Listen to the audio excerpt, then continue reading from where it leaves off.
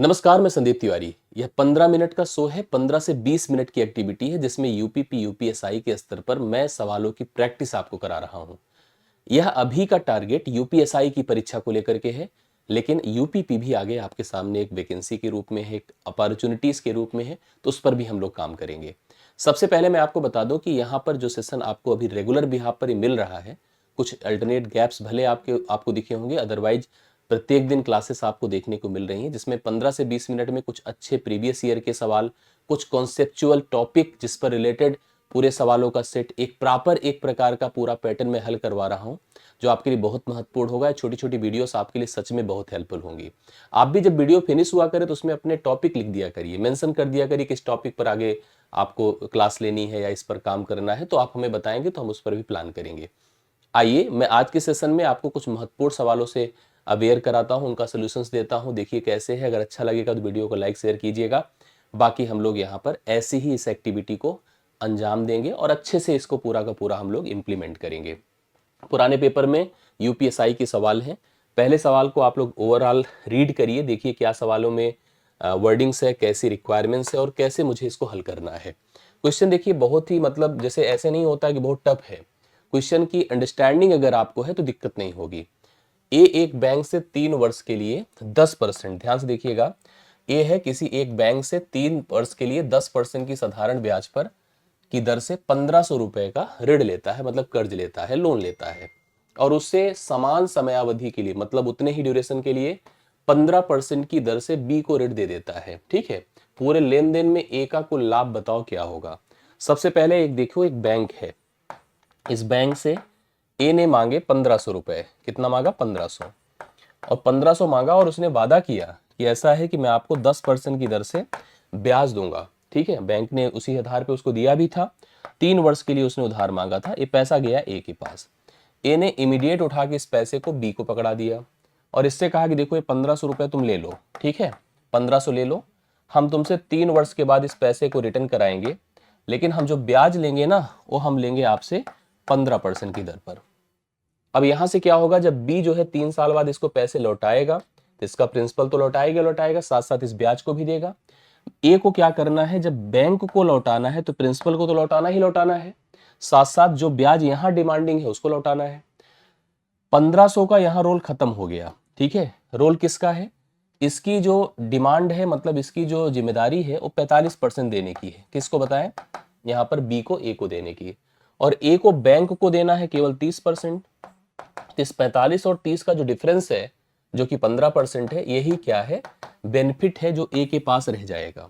और आपको लग रहा है कि हम डायरेक्ट क्यों कर दे रहे हैं? दरअसल ये साधारण ब्याज है। साधारण ब्याज में क्या होता है कि प्रत्येक साल का जो ब्याज होता है वो समान रहता है। और जैसे हमने 10% की दर से आपसे कोई उधार लिया है साधारण ब्याज के हिसाब से, तो 10% हर साल कंटेबल होगा। 10% 2 साल में, 20% 3 साल में, 30% 4 साल। जब यही चीज चक्रवृद्धि पर ब्याज पर जाता है तो सतत का उपयोग होता है। यहाँ 15% का डिफरेंस जो है ये ए के लिए बेनिफिट होगा। इस 15% को अगर मैं 1500 पर अप्लाई करता हूं तो परसेंट हटेगा 0 0, 15 का 15 से गुणा, 225 रुपए का उसे बेनिफिट हो जाएगा इस पूरे लेन देन में। सोचो 1 रुपया भी उसका लगा नहीं और 225 रुपए उसके खाते में रह जाएंगे ए के। ठीक है, उसने पैसे का उपयोग नहीं किया, केवल चलाया। इस चलाने से उसे 225 का बेनिफिट हुआ। पहले सवाल का राइट सोल्यूशन सी ऑप्शन है। ध्यान से देखें, कंफर्म करें और बताएं कि आपको समझ में आया कि नहीं आया। सेकंड क्वेश्चन पर आ जाओ। सेकंड क्वेश्चन देखो क्या कहता है। ए ने क्या कि विशाल ने अपने वेतन का 12% जो उसको पैसा मिलता है, सैलरी मिलती है, प्रधानमंत्री राहत कोष में दान करने का निर्णय लिया। उसने कहा जितना मैं कमाऊंगा उसका 12% मैं प्रधानमंत्री राहत कोष को दान दे दूंगा, जो पैसा कमाऊंगा। दान के दिन उसने अपना मन बदल दिया। उसने कहा नहीं, हम इतना दान नहीं करेंगे और हम 4200 रुपए का ही दान करेंगे। मतलब उसने दान के दिन निर्णय किया कि मैं 4200 का ही दान करूंगा। देखिए उसकी स्थिति ये थी, उसने पहले से उसकी प्लानिंग थी कि वह 12% अपनी सैलरी का दान करेगा। अगर वह 100% अर्न करता है तो उसमें 12% वह गवर्नमेंट को, मतलब ट्रस्ट को या राहत कोष को दान कर देगा, जो प्रधानमंत्री राहत कोष या जो भी जैसे है। अब उनकी प्रधानमंत्री जी से बनी नहीं तो उसने कहा दान तो चलो हमने वादा किया है करूंगा, लेकिन इतना नहीं करूंगा, मैं 4200 रुपए ही दान करूंगा। लेकिन पता चला ये जो 4200 रुपए है जो उसने पहले दान करने का फैसला किया था, उसका केवल 70% है, उसका केवल 70% है। तो आप ऐसे समझो, ये जो वैल्यू 12% होती है, 12% 4×3=12, 4×25 = 100 होता है। मतलब ऐसे कह दीजिए कि अगर उसकी सैलरी रहेगी 25 रुपए, तो उसमें से 3 रुपए उसने निर्णय लिया था दान करूंगा।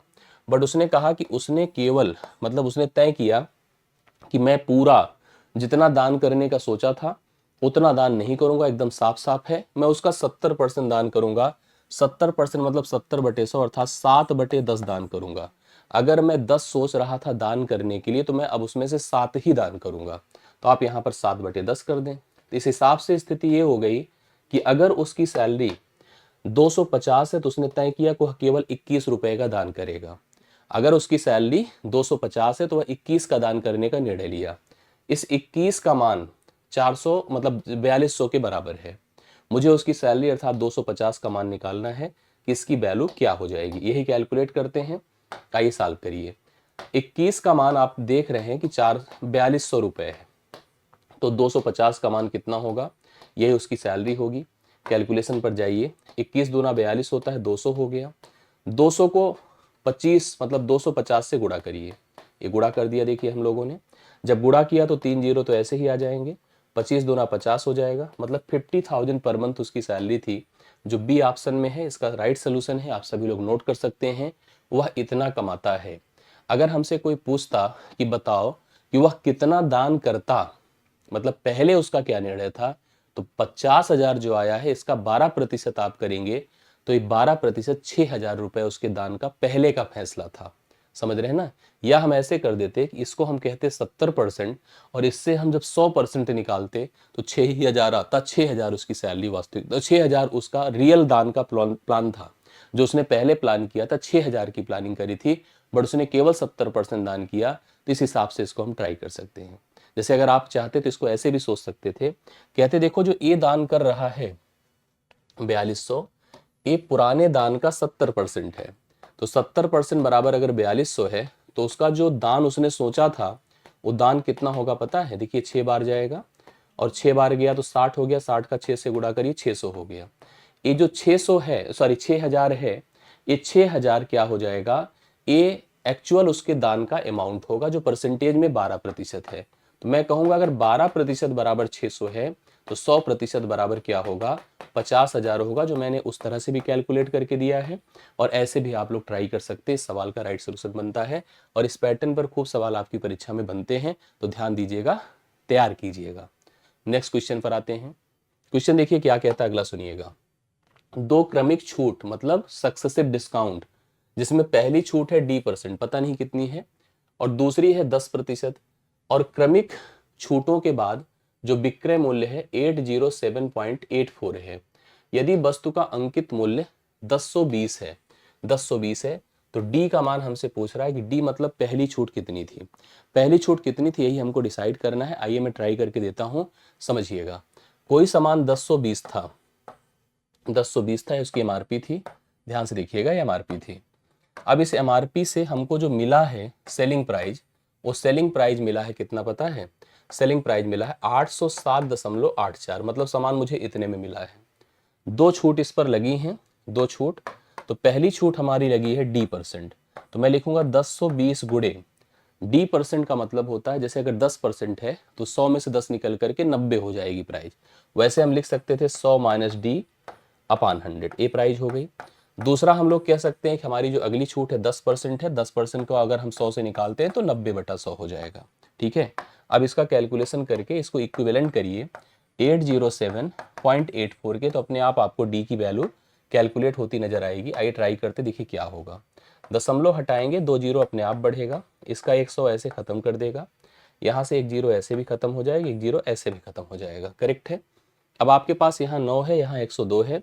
ये वैल्यू भी देखिए, मुझे जहाँ तक लग रहा है 8 4 12 7, 12 7 19, 8 27, 9 से कटता दिख रहा है, तो एकदम ट्राई कर सकते हैं। 17 से भी मुझे लगता है उम्मीद, क्योंकि 102 है तो कैंसिल होगा ही, ये सवाल एकदम श्योर है, क्लियर हो रहा है।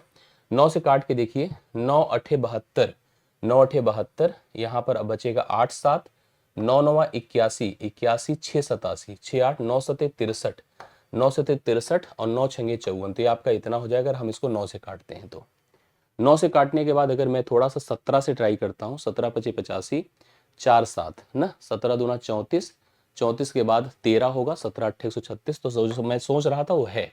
तो 17 से काट 17 6 बार जाएगा, 17 पचे 85, 4 89 होता है, 4 7 हुआ, 17 दूना 34, 13 47 होगा। तो 13 का मतलब यहाँ पर 17 दो बार करिए और 17 अट्ठे हो जाएगा। अब देखिए इसको, 8 2 10 5 15, 3 से भी कट रहा, 2 से, तो मतलब 6 से कटेगा। 6 से काटिए, 6 अठे 48, 6 अठे 48, तो ये आपका हो गया 100 माइनस डी बराबर आपका 88 हो गया। इसका मतलब डी बराबर आपका 12% होगा, जो पहले विकल्प में था। अगर हम चाहते तो ऑप्शन का भी सहारा ले सकते थे, बट ठीक है, अगर ऐसा सवाल बनता है तो बहुत टफ नहीं है कि आपको बहुत परेशान करेगा। तीसरे सवाल का राइट सोल्यूशन आपका पहला विकल्प है, 12% आप लोग सवाल का राइट सोल्यूशन लगा सकते हैं। नेक्स्ट देखिए क्या होता है। एक स्कूल है, स्कूल में क्या होता है कि गणित, मैथ जिसको आप लोग कहते हैं, ठीक है, भौतिकी फिजिक्स जिसको कहते हैं, और जीव विज्ञान बायोलॉजी की सीटें 4:5:8 के रेशियो में है, अनुपात में है। इन सीटों को क्रमशः 50%, 20% और 25% तक बढ़ाने का प्रस्ताव है। बढ़ी हुई सीटों का अनुपात, ऐसा सवाल आता है सर, बहुत टफ नहीं है। देखिए आपके 3 विषय हैं जिसमें मैथ है, फिजिक्स है, बायोलॉजी है, करेक्ट है, ये 3 विषय हैं। इनकी सीटों की संख्या हमारे पास अभी 4 के, 5 के और 8 के अनुपात में है। सीटों में जो इंक्रीज हो रहा है वो किस तरह से हो रहा है, देखिए गणित में 50% सीटें बढ़ रही हैं, मैंने लिखा 4 गुणे 150, ठीक है, परसेंट लिख दीजिए। फिजिक्स में 20%, तो 5 गुणे 120 कर दिया हम लोगों ने, हाँ। और भौतिकी में 25%, तो 8 गुणे 125 कर दिया। इस प्रकार से हम लोग यहाँ डिसाइड कर सकते हैं। अब इसको कैंसिल करके आपको उसी तरह से सरल करना होगा जैसे वहां पर दिया हुआ है। जैसे मैं ट्राई करता हूँ, आप देखिएगा क्या किससे कैंसिल होने। पहला काम तो परसेंटेज सबका गायब कर देगा, ये कट गया। फिर 5 से इसको ट्राई करिए, 5 25 बार होता है, 5 दूना 10, 5 चौके 20 से 24 हो जाएगा, और 5 से करिए 30 बार होता है ना। इतनी स्थिति हो गई। अभी 4 से भी ट्राई कर सकते हैं, 4 गया, 4 6 बार, 4 2 बार, तो अपने पास स्थिति तो ठीक ठाक हो गई। एक बार 5 से फिर हम कोशिश कर सकते हैं, जैसे 5 बचे 25 होता है, 5 होता है, 5 छंगे 30 होता है। अभी हमारा क्या हो गया, 6 हो गया, 6 हो गया और 10 हो गया, तो 2 तिया 6 होता है, 2 तिया 6 और 2 पंचे 10। इस प्रकार से 3 3 और 5 का रेशियो बन रहा है, 3 3 5। देखिए डी विकल्प में आपके सामने राइट सोल्यूशन है, आप सभी लोग इसका सही उत्तर देख सकते हैं। तो ऐसे इसको ट्राई करना सही है। और भी इस पे स्थितियां और भी कंडीशंस अप्लाइड होती हैं, बट हम प्रीवियस ईयर का वही सवाल ले रहे हैं जो एग्जैक्टली एग्जाम में आ चुका है, तो इसलिए हम इसमें कोई बदलाव अपने से नहीं कर रहे हैं। हम आगे करेंगे अपने से बदलाव और सवालों को अस्तरीय बनाएंगे, ठीक है। नेक्स्ट देखिएगा, इस सवाल को देखिए और इस सवाल की जो रिक्वायरमेंट है समझिए। कह रहा है किसी वस्तु का विक्रय मतलब जितने में बेचा जाता है और क्रय जितने में खरीदा था लागत का अनुपात, अर्थात एसपी और सीपी का रेशियो 5:3 है। उस वस्तु के लाभ एवं क्रय मूल्य का अनुपात क्या होगा। बहुत आसान है, बहुत ध्यान दीजिएगा। लाभ कब होता है, जब एसपी बड़ा हो सीपी से, ठीक है। लाभ का मान किसके बराबर होता है, एसपी माइनस सीपी के। तो यहां से अगर हम लाभ की बात करें तो लाभ हो जाएगा 5 से 3 घटा दे 2, और सीपी आपको 3 दिख रहा है, तो ऐसे में तो बहुत ही ओरल बट पूछा गया सवाल कि लाभ और सीपी का जो रेशियो होगा वो 2:3 का हो जाएगा। मतलब स्थिति यह है कि 3 में खरीदा था, 2 का लाभ लिया था, 5 में बेचा था, तो पहला ऑप्शन राइट सोल्यूशन होगा। अगर हम आपसे कहते हैं कि लाभ का प्रतिशत क्या होगा, तो लाभ का प्रतिशत, क्योंकि आप याद रखना इस बात को कि चाहे लाभ हो या हानि हो, ठीक है, उसका जो प्रतिशत होता है हमेशा वो सीपी अर्थात आपकी लागत पर आधारित होता है, ठीक है। तो जैसे अगर हमको परसेंटेज कैलकुलेट करना हो कि लाभ का प्रतिशत क्या होगा, तो लाभ का मान आया 2 गुणा 100 बटा हम 3 करेंगे, तो 200 बटे 3 66.66 या 66.67% या 66 से ही 2/3% का लाभ हो जाएगा। आशा करता हूँ ये पांचों सवाल, इसका पूरा पैटर्न आपको क्लियर हुआ होगा। ऐसे अपनी डाउट्स को रखिए, अपनी प्रॉब्लम्स को रखिए, और ऐसे ही सवालों का सेट आप हल करते चलिए। अंत तक आपको काफ़ी बेहतरीन ऑब्जर्वेशंस होगा, ये मैं आपको वादा करता हूँ। आज के लिए इतना ही, बहुत बहुत धन्यवाद, थैंक यू सो मच। आज 31 दिसंबर है, आज साल का अंतिम दिन है, और उम्मीद करता हूँ कि जितनी भी कमियाँ थी हम इसको दूर कर रहे हैं यहाँ से। कल से एक नई शुरुआत, नई एनर्जी, नई ओज के साथ हम लोग कंटिन्यू करेंगे साल को, और विश्वास मानिए कि आगे आने वाला साल आपका ही है, आपके सपनों का है, आपके भविष्य का है, आपके सुनहरे वक्त का है। जिए इसको, अब आने वाला समय आप खूब अच्छे से जिए, और अनुभव करें कि हम कुछ अच्छा अचीव करने जा रहे हैं। तो सच में ये भावनाएं आपको और प्रेरित करेंगी और आपको बेहतरीन बनाएंगी। अगर आप एक प्रतियोगी छात्र हैं तो निश्चित तौर पर कल से आपका दिन बदलेगा, इस बात को सच्चाई की तरह मान लीजिए। आप ये सोच लीजिएगा 26 हमारे लिए अवसरों का साल है, हमारे लिए खुशियों के साथ साथ अपने आप को सिद्ध करने का साल है।